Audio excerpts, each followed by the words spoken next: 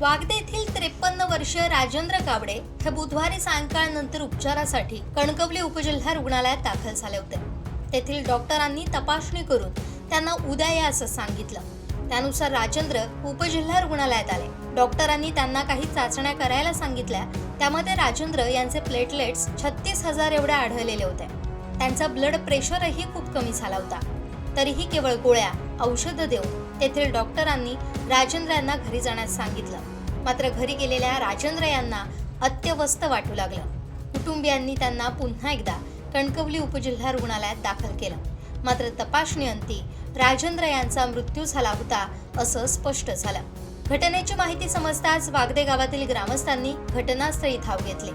वागदे सरपंच संदीप सावंत, माजी उपसरपंच रुपेश आमडोसकर, कणकवलीचे माजी नगरसेवक संजय कामतेकर, भाजप शहराध्यक्ष अण्णा कोदे आदींनी उपजिल्हा रुग्णालय गाठलं. राजेंद्र ऍडमिट करून न घेणारे ते डॉक्टर कोण होते असा सवाल ग्रामस्थांनी केला. जोपर्यंत जिल्हा शल्य चिकित्सक येत नाहीत, राजेंद्र यांच्या मृत्यूस कारणीभूत असणाऱ्या त्या डॉक्टरवर कारवाई होत नाही, तोपर्यंत मृतदेह ताब्यात घेणार नाही असा इशारा ग्रामस्थांनी दिलाय. एवढं करून जल्दी जाऊन त्याला सांगा सोमवारी या. हे काय घरी काढायला सोमवारी तुम्ही या सांगताय. परत त्या 36,000 प्लेटलेट मध्ये ते 36,000 प्लेटलेट वाढणार कसे?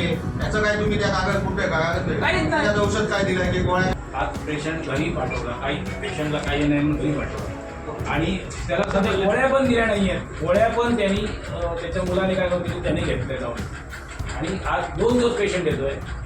त्यांना मी विचारलं यांचं प्रश्नाचं उत्तर असं की मला तिने सांगितलं की हे सांगितलं हा नंतरचा विषय. पण मॅडम आणि का हे असं करण्यामागचं कारण काय? तो सांगतोय मला चालायला जमत माझी शक्य नाही. त्याला एवढंही परत सांगितलं गेलं, त्यांच्या भावाने पण आता सांगितलं, त्याने एवढं सांगितलं तिथे की नाही तुम्ही आता ओके आहात काय नाही तुम्ही जावा आणि सोमवारी या.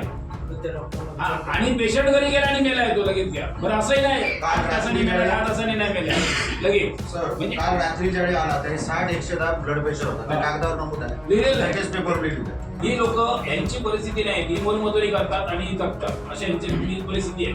उद्या हे तुमचे प्रस्ताव शासन स्तरावर जाणार, शासन स्तरावरून काय त्याचे निर्णय होणार, या सगळ्या निर्णयाला फरक पडेपर्यंत यांना हे शक्य होणार नाही. आम्ही करणार नाही, आपण करू, तुम्ही करू, मी त्यांना मदत करू, कणकवलीचा एक नागरिक म्हणून मी त्यांना मदत करू. पण हे काय आज होणार आहे का? की या 6 महिन्यात होणार का? 1 वर्ष? तसं असेल तुम्ही जर 100% करता तर लिहून द्या.